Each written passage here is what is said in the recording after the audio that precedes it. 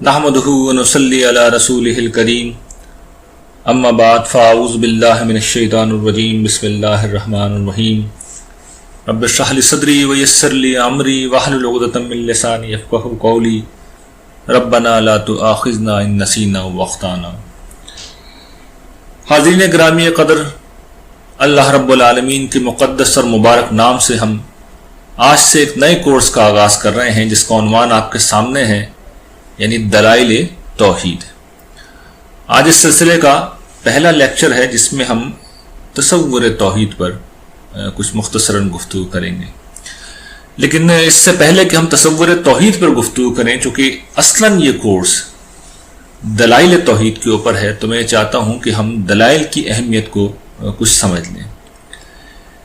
دیکھیے، ہم جس دور میں اس وقت زندہ ہیں یہ دور تشکیک ہے، یعنی شک کی ایک کیفیت ہے، اور میں نے یہاں پر یہ بات بیان کی ہے کہ یہ جو دلائل ہیں یہ تشکیک کے دور میں ایمان کو محکم رکھنے کا واحد ذریعہ ہے، کیونکہ آج کی اس دنیا میں ہم ہر چیز کو دلیل کی بنیاد پر مانتے ہیں۔ اچھا، یہ آج کی دنیا کیا ہے؟ موجودہ دور، یہ ماڈرن ایج جسے آپ کہتے ہیں، یہ عقیدے پر استوار نہیں ہے، یعنی زمانہ جو قدیم تھا وہ عقیدے کی دنیا تھی، اور جو ماڈرن ایج ہے یہ ایج آف ریزن کہلاتی ہے، یعنی اس میں ہم دلیل کی بنیاد پر کسی سچائی کو مانتے ہیں۔ موجودہ دور میں مسئلہ یہ ہے کہ خدا کے حوالے سے الہاد کی جو ایک عالمی فکر دنیا میں پھیلی ہوئی ہے، اس نے لوگوں کو خدا کے وجود کے بارے میں ہی شک میں ڈال دیا۔ اور آپ کو یاد ہوگا جن اسٹوڈنٹس نے ہمارا پہلا کورس کیا تھا، یعنی وجود باری تعالیٰ کے دلائل، تو آپ کو یاد ہوگا بہت تفصیل کے ساتھ میں نے یہ بتایا تھا کہ کس طریقے سے قرآن مجید اس بات کو اسٹیبلش کرتا ہے کہ الہاد کی جو فکر اس دنیا میں پھیلی ہوئی ہے اس کی کوئی حقیقت نہیں ہے، کوئی اصل نہیں ہے، کوئی بنیاد نہیں ہے۔ اور اسی کے ذریعے میں نے یہ بتایا تھا کہ جو اللہ تعالیٰ نے دلائل اصلاً دیے ہیں وہ اللہ تعالیٰ کی توحید کے دیے ہیں، وہ آخرت کے دیے ہیں، وہ رسالت کے دیے ہیں۔ جب یہ بات اسٹیبلش ہو جائے گی کہ اس کائنات کا ایک بنانے والا ہے، اس کائنات کے تمام لوگوں کو ایک روز اس پروردگار کے حضور پیش ہونا ہے، اور جس بنیاد پر وہ جواب دہی کرے گا اس کے لیے اس نے انسانوں میں سے بعض لوگ انتخاب کر کے ان پر وحی نازل کی ہے۔ یعنی یہ جو توحید کا عقیدہ ہے، یہ جو رسالت کا عقیدہ ہے، یہ جو آخرت کا عقیدہ ہے، جب یہ اسٹیبلش ہو جائے گا تو وجود باری تعالیٰ خود بخود اسٹیبلش ہو جائے گا۔ تو وجود باری تعالیٰ کے اوپر براہ راست استدلال پہ تو ہم اس وقت گفتگو کر چکے ہیں، یہاں اب ہم بالواسطہ گفتگو کریں گے۔ اور میں یہ عرض کر رہا تھا کہ موجودہ جو دور ہے اس کا جو اصل المیہ ہے وہ یہ کہ ہم خدا کو مائنس کر کے چیزیں سمجھتے ہیں۔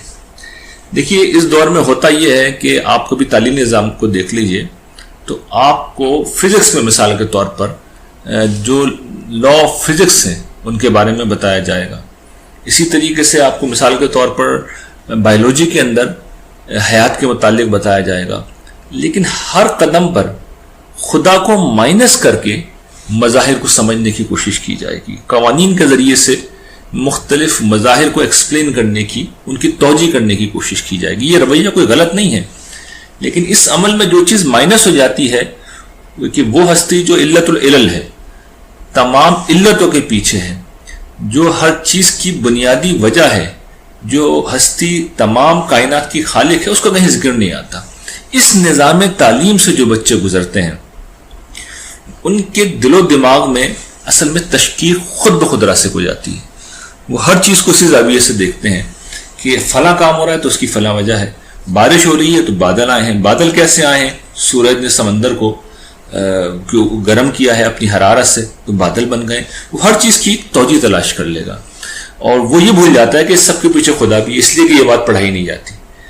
تو ہم اس قرآن مجید کے اس کورس میں، قرآن مجید پر مبنی اس کورس میں، قرآن مجید کے زاویہ نظر کو سامنے رکھیں گے، جہاں قرآن مجید ان ساری چیزوں کو لیتا ہے، یعنی سائنس نے جن چیزوں کو موضوع بنایا ہے قرآن مجید بھی ان کو ہی موضوع بناتا ہے، لیکن یہ واضح کرتا ہے کہ دیکھو یہ سب کچھ کرنے والی اللہ تعالیٰ کی ہستی ہے، اور پھر دلائل دیتا ہے، اور ایسے عقلی فطری دلائل دیتا ہے کہ ان کا انکار نہیں کیا جا سکتا۔ اور ان کا انکار جب نہیں کیا جا سکتا تو پھر ہم دلیل کی بنیاد پر گویا کہ اپنے عقیدے کو ری ڈسکور کرتے ہیں۔ اور یہ چیز بڑی پھر اہم ہے، اس لیے کہ دیکھیے ہم لوگ کون ہیں، ہم نسلی مسلمان ہیں، ہم پیدائشی مسلمان ہیں.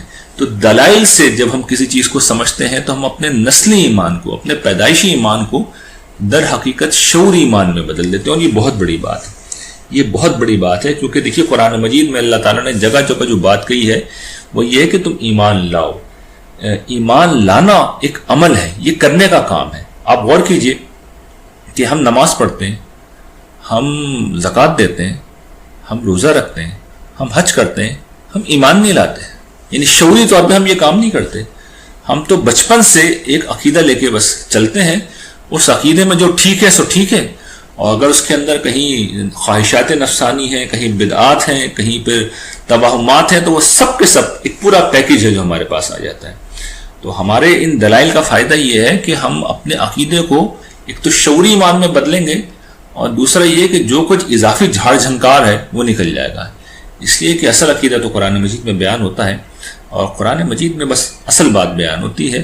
جو ہمارے اپنے توہمات ہیں، ہماری خواہشات ہیں، ہماری بدعات ہیں، ہمارے تصورات ہیں، وہ قرآن مجید میں نہیں ہوتے. تو قرآن مجید پھر اس کو واضح کرتا ہے، اور صحابہ کرام کی مثال سے واضح کرتا ہے کہ ان الذین آمنوا وعملوا الصالحات اولئک هم خیر البریہ، کہ یہ جو لوگ ایمان لائے ہیں اور جنہوں نے عمل صالح کیے ہیں، یہ بہترین لوگ ہیں، یہ خیر الخلائق ہیں، یہ تمام مخلوقات میں سب سے اچھے ہیں، یہ تمام جانداروں میں سب سے بہتر ہیں، یہ تمام انسانیت کا خلاصہ ہیں، گل سرسبد ہیں، یہ بہترین لوگ ہیں.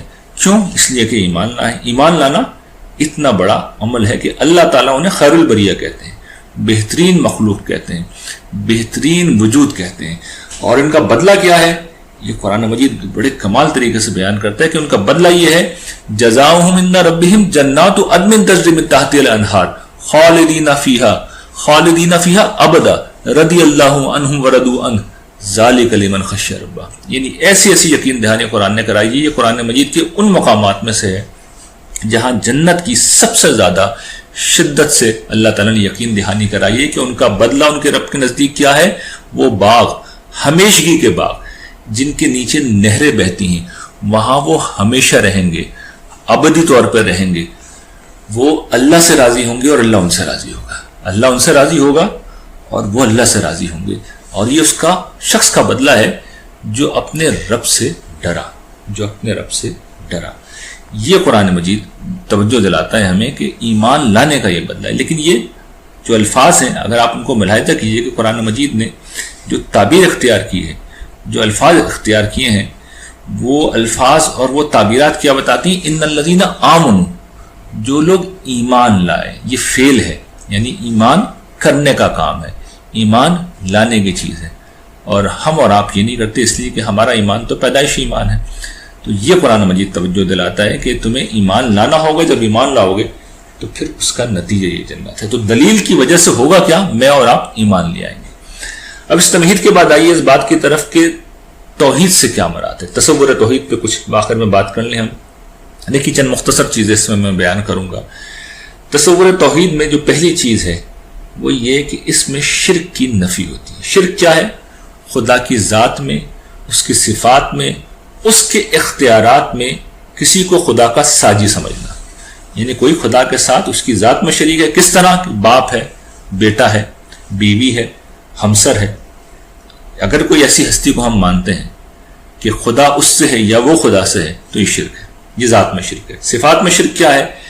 کہ جو صفات خدا کی ہیں وہ علیم بذات الصدور ہے، وہ دلوں کے حال جانتا ہے نا. خدا ہر جگہ موجود ہے، ہر کسی کے ساتھ ہے.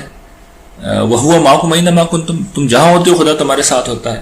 تو اگر کسی کو ہم حاضر و ناظر مانتے ہیں، کسی کو ہم دلوں کا حال جاننے والا سمجھتے ہیں، تو یہ خدا کی صفات میں سے ایک صفت ہے، اس میں ہم شریک ٹھہرا رہے ہیں. اسی طرح تیسری چیز اختیارات میں شریک. یعنی خدا بہت کچھ کر سکتا ہے، اور خدا جو کچھ کر سکتا ہے کسی دوسرے کے لیے بعین ہی اسی طرح مانا جائے، بعین ہی اسی طرح مانا جائے. خدا زندگی دیتا ہے، موت دیتا ہے، خدا رزق دیتا ہے، خدا اولاد دیتا ہے، یہ سب کچھ خدا کرتا ہے. اگر ہم یہ بات کسی اور کے لیے ماننے لگے کہ اولاد کوئی اور دیتا ہے، چلو اس کے پاس چلتے ہیں، رزق کوئی اور دیتا ہے، چلو اس کے پاس چلتے ہیں، تو تو یہ پھر خدا کے اختیار میں ہم شریک سمجھ رہے ہیں. تو نہ ذات میں، نہ صفات میں، نہ اختیار میں کسی چیز میں خدا کا ساجی نہیں ماننا چاہیے. اور دوسری چیز کیا چیز ہے؟ عبادت صرف ایک اللہ کے لیے. یعنی نہ صرف یہ کہ خدا کا کوئی ساجی نہیں ہے، بلکہ غیر اللہ کی عبادت بھی ممنوع ہے، اس سے دعا کرنا بھی ممنوع ہے، اس سے مدد مانگنا بھی ممنوع ہے، اس کے حضور کسی قسم کی نظر نیاز پیش کرنا یہ بھی ممنوع ہے. انسان کی ساری محبت، اصل محبت اس پہلو سے، یعنی محبت اس خاص معنوں میں جو اپنے معبود سے ہوتی ہے، وہ صرف ایک اللہ کے لیے ہونی چاہیے. اسی کی عبادت ہونی چاہیے، اسی کی پرستش ہونی چاہیے، اسی کی عظمت کا احساس دل میں ہونا چاہیے. جب ہم یہ کریں گے تو خدا کی بندگی کریں گے، اسی سے دعا مانگیں گے، اسی سے استمداد طلب کریں گے، اسی سے نظر و نیاز اس کے حضور پیش کریں گے. تو اسی سے استمداد، اسی کے لیے نظر و نیاز، اسی کی سے دعا، اسی کی عبادت، یہ اصل میں دوسرا تقاضا ہے خدا کو ایک ماننے کا. قرآن مجید ان چیزوں کو بڑی تفصیل کے ساتھ بیان کرتا ہے. اچھا، اس کے بعد یہ سمجھ لیجیے کہ توحید کی کیا اہمیت ہے. دیکھیے قرآن مجید اس کو دین کی بنیادی دعوت اور تمام انبیاء کی بنیادی دعوت کے طور پر پیش کرتا ہے. آپ اس بات کو اگر سمجھنا چاہیں تو اس حقیقت سے سمجھیں. میں ایک مثال سے سمجھا رہا ہوں کہ قرآن مجید تو یہ بات بیان ہی کرتا ہے نا، اس دنیا میں سب سے بڑا جو شرک اس دور میں پیدا کیا ہے وہ مسیح حضرات نے پیدا کیا. معاذ اللہ، اللہ کا بیٹا انہوں نے ایک ہستی کو بنا دیا، ایک جلیل القدر پیغمبر کو خدا کا بیٹا انہوں نے معاذ اللہ بنا دیا.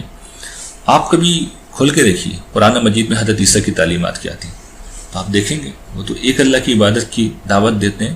اس سے بڑھ کے آپ کمال یہ ہے کہ خود کبھی ان کی اپنی کتاب انجیل کو کھول کے دیکھ لیں، آپ پر یہ انکشاف ہوگا اور بڑا حیرت انگیز انکشاف ہوگا کہ انجیل اس سارے تصور سے خالی ہے جس پہ مسیحیت کھڑی ہوئی ہے. نہ اس میں تثلیث کا عقیدہ ہے، نہ یہ عقیدہ ہے کہ حضرت عیسیٰ علیہ السلام اللہ تعالیٰ کے بیٹے ہیں، نہ وہ ساری خرافات ہیں جو اس وقت مسیحی چرچ نے حضرت عیسیٰ علیہ السلام کے نام پر دنیا میں پھیلا رکھی ہیں. تو انبیاء علیہ السلام کی کبھی یہ دعوت رہی نہیں ہے. اور جو مقدس کتابیں ہیں اس کی گواہیں، حتیٰ کہ ہندوؤں کی بھی جو کتاب ہے، جو ان کی بنیادی کتابیں ہیں، وہ بھی خدا واحد کا ہی ذکر کرتی ہیں. قرآن مجید سارے انبیاء علیہ السلام کی داستان بیان کرتا ہے. حضرت نوح علیہ السلام کا قصہ قرآن مجید تفصیل سے بیان کرتا ہے اور یہ بتاتا ہے کہ ان کی دعوت شروع کہاں سے ہوئی. یا قوم اعبدوا اللہ ما لکم من الہ غیرہ، اے میری قوم اس اللہ کی عبادت کرو جس کے سوا تمہارا کوئی معبود نہیں. یہ وہ پیغام تھا، لقد ارسلنا نوحا الی قومہ. اس پیغام کے ساتھ اللہ تعالیٰ نے حضرت نوح علیہ السلام کو ان کی قوم کی طرف بھیجا. اور ٹھیک یہی چیز ہے جس کو لے کر حضرت ہود علیہ السلام قوم عاد کی طرف آئے. وَإِلَىٰ عَادٍ أَخَاهُمْ هُودًا قَالَ يَا قَوْمِ اعْبُدُوا اللَّهَ مَا لَكُم مِّنْ إِلَٰهٍ غَيْرُهُ أَفَلَا تَتَّقُونَ. ان کی دعوت بھی یہی تھی کہ میری قوم اللہ کی عبادت کرو، اس کے سوا تمہارا کوئی معبود نہیں. یہی دعوت حضرت صالح علیہ السلام کی تھی جنہیں قوم سمود کی طرف بھیجا گیا تھا کہ میری قوم اللہ کی عبادت کرو، اس کے سوا تمہارا کوئی معبود نہیں. یہی دعوت حضرت شعیب علیہ السلام کی تھی جنہیں ان کی قوم کی طرف، مدین کی طرف بھیجا، تو انہوں نے بھی اپنی قوم سے یہی کہا کہ میری قوم اللہ کی عبادت کرو جس کے سوا تمہارا کوئی معبود نہیں. پھر قرآن مجید یہ بھی بتاتا ہے کہ یہ جو اللہ کی عبادت ہے نا، یہ وجہ تخلیق ہے. وما خلقت الجن والانس الا لیعبدون. میں نے جنوں انسانوں کو اپنی عبادت ہی کے لیے پیدا کیا. اور عبادت سے مراد یہاں پہ یہ مت سمجھیے گا کہ وہ عبادات کا نظام ہے، یعنی نماز روزے کے لیے نہیں، بلکہ مراد کیا ہے کہ پوری زندگی کا یہ لفظ احاطہ کر لیتا ہے. یعنی اس میں دل میں، اس سے مراد یہ ہوتی ہے کہ دل میں ایک ہستی کی جو عظمت کا احساس ہے، دل میں اس کے لیے جو خضوع ہے، تذلل ہے، عاجزی کا جذبہ ہے، پستی کا جذبہ ہے، اپنے آپ کو انسان حقیر سمجھتا ہے، اس کو بڑا سمجھتا ہے، یہ یہاں سے عبادت پھوٹتی ہے. اور پھر یہ مراسم وجود میں ڈھلتا ہے، انسان پرستش کے آداب بجا لاتا ہے جو ہمارے دین میں مثال کے طور پر نماز میں ہمیں نظر آتے ہیں. اور پھر پوری زندگی کا، عملی زندگی کا احاطہ کر لیتا ہے کہ عملی زندگی میں جہاں جہاں میرے معبود کا حکم آئے گا میں اس کی اطاعت کروں گا. قرآن مجید اس کو بھی اطاعت کہتا ہے، ان تینوں پہلوؤں سے. یعنی دل میں اسی کا احساس ہو، پرستش بھی اسی کی ہو اور اطاعت بھی اسی کی ہو، یہ سب عبادت ہے. اور اللہ تعالیٰ کہتے ہیں اسی لیے میں نے جن و انس کو تخلیق کیا ہے. اور پھر یہ سمجھ لینا چاہیے کہ دین جب اپنے مطالبات کو قرآن میں بیان کرتا ہے اور جگہ جگہ بیان کرتا ہے، یہ بنیادی مطالبہ ہے، پہلا مطالبہ ہے۔ قرآن مجید نے جگہ جگہ اس چیز کو بیان کیا ہے کہ اللہ کے سوا کسی کی عبادت نہ کرو، اس کے سوا کسی کو، لا تجعل مع اللہ الہا آخر، خدا کے سوا کسی کو معبود نہ بناؤ، وقضى ربک الا تعبدوا الا ایہ، کہ تمہارے رب نے فیصلہ کر دیا ہے کہ اس کے سوا کسی کی عبادت نہ کرو۔ یہ سورہ بنی اسرائیل میں اللہ تعالیٰ بیان کرتے ہیں، سورہ نساء میں اللہ تعالیٰ نے بیان کیا وَاعْبُدُوا اللَّهَ وَلَا تُشْرِكُوا بِهِ شَيْئًا، کہ اللہ کی عبادت کرو اور دیکھو اس کے ساتھ کسی کو شریک مت ٹھہرانا۔ تو یہ قرآن مجید کے دو مقامات آپ کے سامنے ہیں، لیکن قرآن مجید بھرا ہوا ہے، جہاں کہیں وہ مطالبات بیان کرتا ہے تو پہلا مطالبہ یہی ہوتا ہے کہ تصور میں بھی اس کے ساتھ کوئی شریک نہ ہو، اور عبادت بھی کرنی ہے تو اسی کی کرنی ہے۔ یہی وہ چیز ہے جو میں نے پہلے یہاں بیان کی ہے۔ اس کے بعد ایک اور پہلو سے آپ توحید کو دیکھیے کہ شیطان نے جس وقت اسے حضرت آدم علیہ السلام کو سجدہ کرنے کا حکم دیا گیا اور اس نے انکار کیا اور وہ راندہ درگاہ ہوا، تو اس کے بعد جو اس نے چیلنج دیا تھا، چیلنج یہ تھا کہ پروردگار تو مجھے موقع دے اور پھر میں یہ دکھاؤں گا کہ یہ جو لوگ ہیں یہ آپ کو شکر گزار نہیں ہیں۔ اس کے الفاظ جو سورہ اعراف میں نقل ہوئے ہیں، وہ کہتا ہے کہ قَالَ فَبِمَا أَغْوَيْتَنِي لَأَقْعُدَنَّ لَهُمْ صِرَاطَكَ الْمُسْتَقِيمَ، پروردگار جس طرح تو نے مجھے گمراہ کیا، گستاخانہ کلمہ اس وقت اس نے کہا تھا، یعنی اپنی گمراہی کا الزام اللہ تعالیٰ کے اوپر ڈالتے ہوئے کہ جس طرح تو نے مجھے ایسے امتحان میں ڈال دیا جس میں سرخرو نہیں ہو سکا، تو گویا کہ یہ تو نے مجھے گمراہ کیا ہے، تو اب میں بھی انہیں گمراہ کروں گا، اور کیا کروں گا؟ ان کے راستے میں بیٹھ جاؤں گا اور انہیں بہکانے کے لیے بیٹھوں گا، اور پھر میں کیا کروں گا؟ میں ان کے آگے سے، پیچھے سے، دائیں سے، بائیں سے ان کے راستے میں آؤں گا اور انہیں بہکاؤں گا، اور تو دیکھے گا وَلَا تَجِدُ أَكْثَرَهُمْ شَاكِرِينَ، تو ان کی اکثریت کو اپنا شکر گزار نہیں پائے گا۔ تو یہ شیطان کا گمان تھا جو بدقسمتی سے ہم نے، انسانیت نے مجموعی طور پر پورا کیا ہے۔ تو یہ جو بات یہاں پہ وہ کہہ رہا ہے کہ صراط مستقیم پہ میں بیٹھوں گا، سیدھی راہ پہ بیٹھوں گا، یہ سیدھی راہ توحید کی راہ ہے، اس کے اوپر وہ بیٹھا ہوا ہے، اور آپ دیکھ لیجئے اس کا مشن ہمیشہ یہ رہا ہے، خدا سے ہٹا دیا جائے۔ حتیٰ کہ جو نبیوں کی امتیں ہیں، آپ وہ دیکھیے، میں نے ابھی مسیح حضرات کی مثال آپ کے سامنے پیش کی کہ نبی کو انہوں نے خدا کا بیٹا بنا دی۔ خود مسلمانوں کے اندر آپ دیکھ لیجئے کہ ہمارے ہاں اللہ تعالیٰ کی عبادت بہرحال اور جو دین ہے اس سے تو انحراف ممکن نہیں ہے، لیکن خدا سے توجہ ہٹا کر غیر اللہ کی طرف لگا دی جائے، غیر اللہ کو ہی محبت کا مرکز بنا دیا جائے۔ مدد مانگنی ہے تو پھر غیر اللہ کے پاس جائیں، ان سے مدد مانگیں، انہی کی حضور نظر و نیاز پیش کریں۔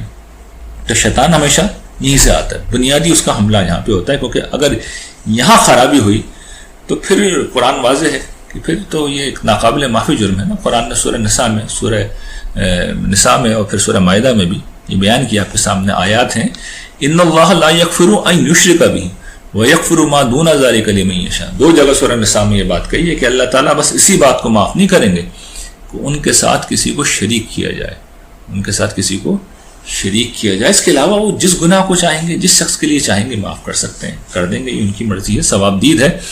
شرک ہے جو ناقابل معافی جرم ہے۔ سورہ مائدہ میں وہ واضح کرتے ہیں انہ من یشرک باللہ فقد حرم اللہ علیہ الجنہ، کہ جس شخص نے اللہ کے ساتھ کسی کو شریک ٹھہرایا، اللہ کے ساتھ شریک کیا، تو اللہ نے جنت اس کے اوپر حرام کر دی۔ یہ ہے جو بات قرآن مجید نے بیان کی ہے کہ جنت نہیں مل سکتی، جنت کی کوئی گنجائش نہیں رہی۔ تو یہ آج ہم نے یہ دیکھا کہ کیا بنیاد ہے قرآن مجید میں توحید کی، اور پھر انشاءاللہ آئندہ آنے والے لیکچر میں ہم یہ دیکھیں گے کہ قرآن مجید توحید کی کیا دلائل ہیں جو بیان کرتا ہے۔ وآخر دعوانا ان الحمد للہ رب العالمین۔